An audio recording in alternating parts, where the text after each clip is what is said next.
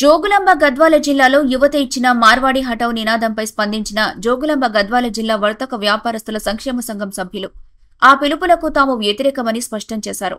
జిల్లా కేంద్రంలోని అక్షయ బ్యాంక్వెట్ హాల్లో విలేకరుల సమావేశం ఏర్పాటు చేసిన వారు మాట్లాడుతూ, దేశంలో ఎవరు ఎక్కడైనా జీవించవచ్చు, వ్యాపారం చేసుకోవచ్చు, కానీ మార్వాడి హఠావో అంటూ బంద్లకు పిలుపునివ్వటం సరైంది కాదని తెలిపారు. అయితే కల్తీ వస్తువులు తెచ్చి ప్రజల్ని మోసం చేస్తే మాత్రం సహించబోమని హెచ్చరించారు. స్థానికులు కానీ ఇతర రాష్ట్ర వ్యాపారులు కానీ ఎవ్వరూ కల్తీ వ్యాపారం చేసినా ప్రభుత్వం కఠిన చర్యలు తీసుకోవాలని డిమాండ్ చేశారు. వస్తువులను కొనుగోలు చేసే ముందు నకిలీ, అసలైన వస్తువు అని గుర్తించి కొనాలని, నకిలీ అనిపిస్తే అధికారులకు ఫిర్యాదు చేయాలని ప్రజలకు సూచించారు.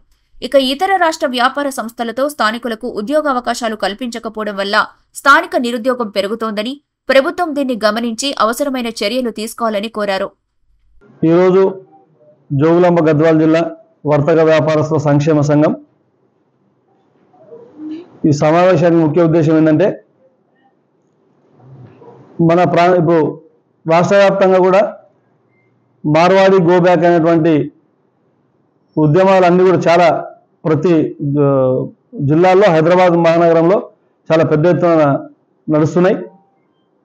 మేము లాస్ట్ వీక్ మనకు మార్వాడి గో బ్యాక్ అనేటువంటి దాని మీద తెలంగాణ రాష్ట్ర బంద్ని ప్రకటించినారు ఉస్మానియా యూనివర్సిటీ నుంచి జేఏసీ వాళ్ళు. మేము ఆ బంద్కి మేము మద్దతు ఇవ్వలేదు.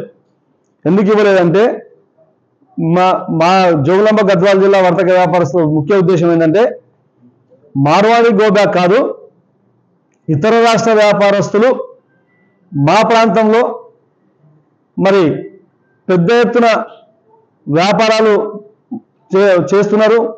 మరి మా ప్రాంతంలోనే మాకంటే కూడా, అంటే మన ప్రాంతంలో మనకు బ్రతుకు తెరువు లేకుండా ఇతర రాష్ట్రాల నుంచి వచ్చేటువంటి వ్యాపారస్తుల ద్వారా ఇబ్బంది జరుగుతున్నటువంటి ఉద్దేశం. మరి ఉన్న వాళ్ళందరూ కూడా ఇప్పుడు దాకా ఎవరైతే వచ్చి ఉన్నారో మన ప్రాంతంలో వాళ్ళందరూ కూడా ఉండండి, కొత్త వాళ్ళు ఎవరు రావద్దనేదే మా జోగులాంబ గద్వాల జిల్లా వర్తక వ్యాపారస్తుల ముఖ్య ఉద్దేశం. మరి ఇతర రాష్ట్ర వ్యాపారస్తులు ఒక్కరిగా వచ్చి 10ల సంఖ్యలో నుంచి ఇప్పుడు మరి 100ల సంఖ్యలోకి వ్యాపారాలు వచ్చేసిన మన జోగులాంబ గద్వాల జిల్లా వ్యాప్తంగా. మరి ఈరోజు ఓన్లీ టౌన్కే పరిమితమైనటువంటి ఇతర రాష్ట్ర వ్యాపారస్తులు మరి ఈరోజు మండల స్థాయికి, గ్రామ స్థాయికి కూడా మరి వారు చేరుకున్నటువంటి పరిస్థితి మనం చూస్తున్నాం. కాబట్టి మా ముఖ్య ఉద్దేశం ఏంటంటే, ఇతర రాష్ట్ర వ్యాపారస్తులు ఇక మీదట మా ప్రాంతానికి రాకూడదు, ఉండేవాళ్ళు ఉండండి, కొత్తళ్ళు ఎవరు రావద్దు అనేది. ఉన్నటువంటి వాళ్ళు కూడా ఇతర రాష్ట్ర వ్యాపారస్తులు ఉన్నటువంటి వాళ్ళందరూ కూడా వాళ్ళు మా సోదరులే, వాళ్ళందరూ కూడా మా ఒకే కుటుంబంలాగా మేము వాళ్ళని కలుపుకొని మేము ముందుకెళ్తున్నాం. మా సంఘం ఏర్పడినప్పటి నుంచి మేము కూడా ఎక్కడ కూడా ఎవరిపైన దాడులు చేయలేదు, ఎవరిని ఒక మాట అనలేదు, ఎవరిని కించపరిచే విధంగా, ఎవరిని మనసు బాధ పెట్టే విధంగా మేము ఎప్పుడు కూడా ఎక్కడ కూడా అట్లా ప్రవర్తించలేదు మన వ్యాపారస్తులందరం కూడా. కాబట్టి ఉండే వాళ్ళందరూ కూడా కల్తీ వ్యాపారం చేయొద్దని చెప్పి మేము కోరుకుంటున్నాం. ఇతర రాష్ట్ర వ్యాపారస్తులని మీ జోగులాంబ గద్వాల జిల్లా వర్తక వ్యాపారస్తులు అందరం కూడా, మా లోకల్ వ్యాపారస్తులు అందరం కూడా ఇతర రాష్ట్ర వ్యాపారస్తులు దయచేసి ఎవరు కూడా కల్తీ వ్యాపారాలు చేయొద్దని వాళ్ళని మేము వేడుకుంటున్నాం అందరం కూడా.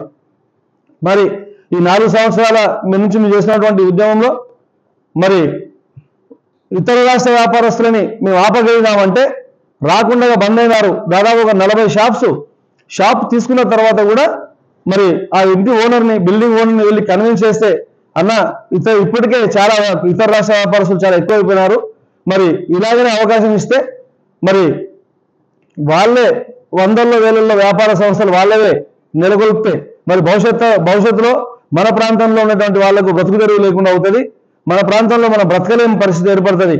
కాబట్టి దయచేసి మీరు అర్థం చేసుకోండి అని చెప్పేసి మేము మన లోకల్ బిల్డింగ్ యజమానులను రిక్వెస్ట్ చేస్తే వాళ్ళందరూ కూడా అర్థం చేసుకొని మాకు సహకరించి మరి వాళ్ళతో తీసుకున్న అడ్వాన్స్ కూడా వాపస్ ఇచ్చి వాళ్ళని పంపించడం జరిగింది.